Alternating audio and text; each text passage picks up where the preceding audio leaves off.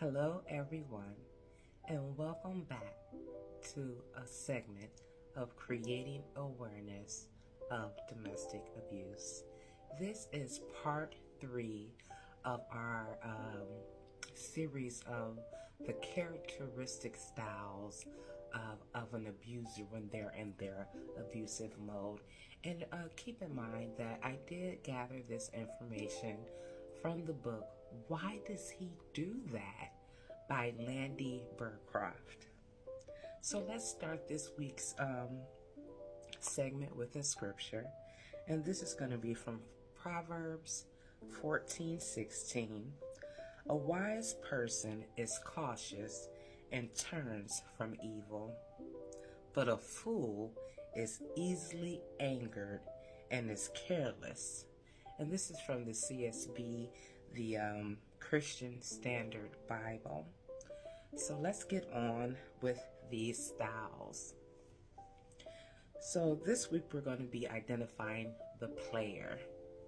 The player is usually a good-looking or very attractive person in some cases, or he just thinks he is.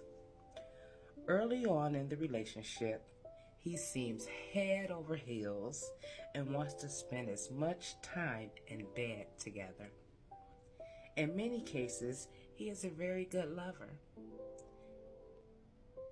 And you may feel excited that someone like him chose you, or she chose you. After a while, you may notice that apart from sex, his interest towards you is declining and his desire towards you is fading.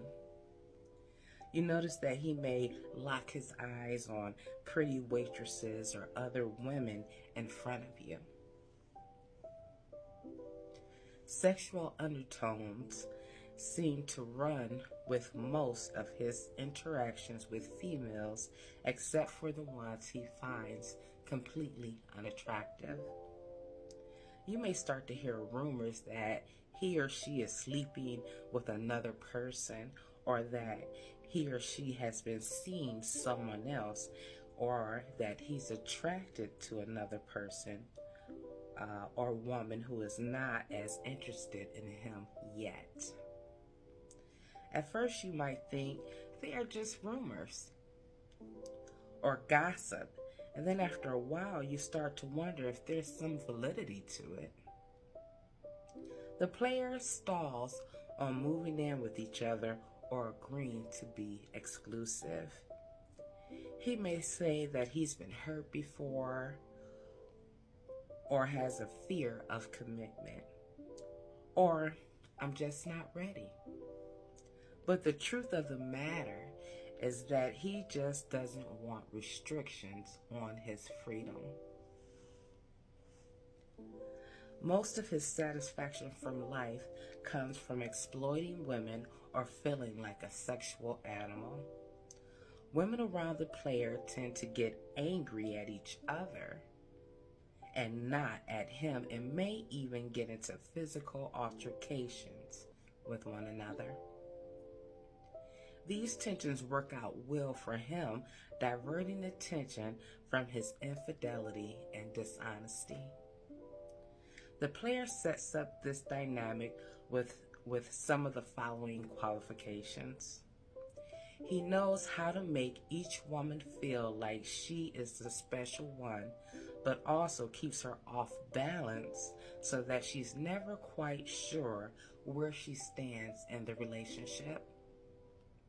He tells each one that the other women are lying. He tells each one that the other women are lying about their involvement with him, and that really the other woman is just jealous of you because he turned them down, or because he used to be involved with them and he isn't anymore.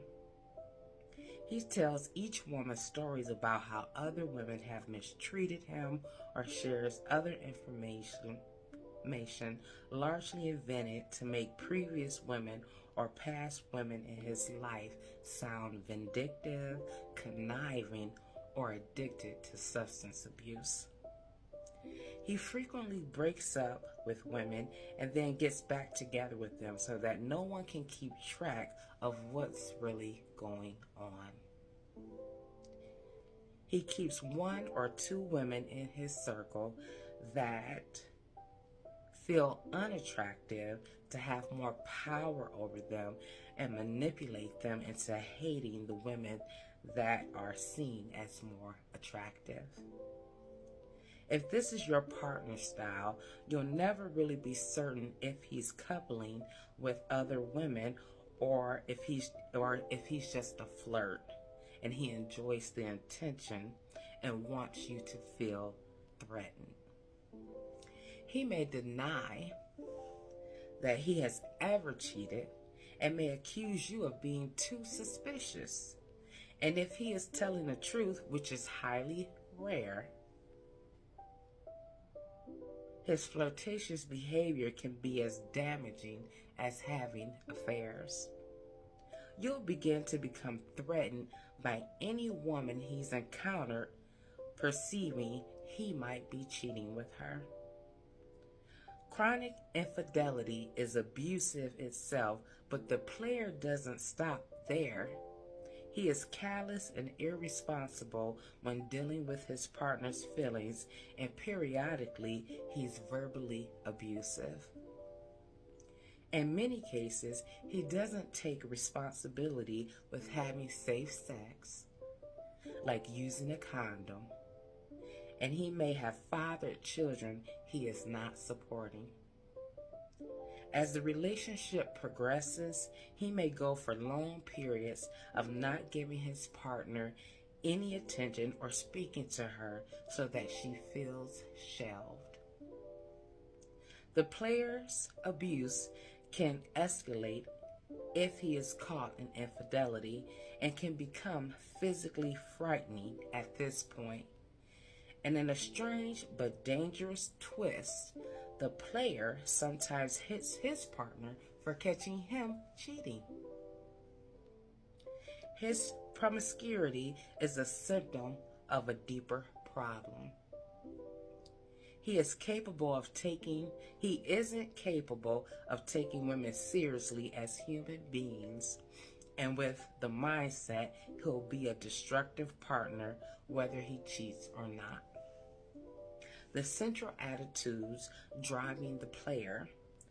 When women were put on this earth to have sex with men, especially me. That's the player, y'all, not me. Women who want sex are too loose, and women who refuse sex are uptight. It's not my fault that women find me irresistible. It's not fair for me to refuse temptation when it's all around me. Women seduce me sometimes, and I can't help it. Again, we're talking about the player. If you act like you need anything from me, I'm going to ignore you. I'm in this relationship when it's convenient for me and when I feel like it. Women who want the non-sexual aspect of them appreciated in a relationship are bitches. If you can meet my sexual needs, I wouldn't have to cheat on you. So our next style is Rambo. Rambo is angry with everyone, not just his partner. He gets a thrill out of the sensation of intimidating people and strives to handle all life situations by suddenly or overtly creating fear. Rambo has an exaggerated stereotypical view of what a man should be. This type of an abuser usually comes from a home or neighborhood where he was the target of violence himself. Rambo learned the only way to feel safe was to be tougher and stronger and less caring than everyone else. He has little patience for weakness, fragility, or indecision. Most likely, he has a criminal record for violence, theft, drunk driving, or drug dealing. Early in the relationship, Rambo is most likely to be kind and loving towards his partner, like many abusers, because he lacks fear or pretends to. He has a tendency to make women feel safe. This tends to make other women who may be leaving an abusive relationship or grew up in a violent home feel safer.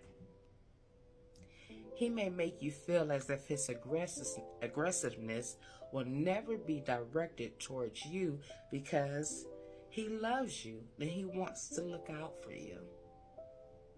He enjoys the role of protector. He lacks respect for women, and it is only a matter of time before you will need protection from him. Not all men who you consider macho are abusive. Someone with this style of abuse can also be considered a sociopath or a psychopath, making him all that much more emotionally abusive and sometimes physically abusive. It isn't his macho-ness that women need to look out for, but the danger sides of his violence or intimidation towards you and anyone else. His disrespect and superiority towards women. The central attitudes of Rambo: strength and aggressiveness are good. Compassion and conflict resolution, bad. Anything that makes him appear as weak, like walking away from possible violence or showing any fear or grief, should be avoided at all costs. Femaleness and femininity are inferior. Women are here to serve men and be protected by them. Men should never hit women because it's not manly to do so. However, I will make exceptions for my own partner if needed. Men need to keep their women in line.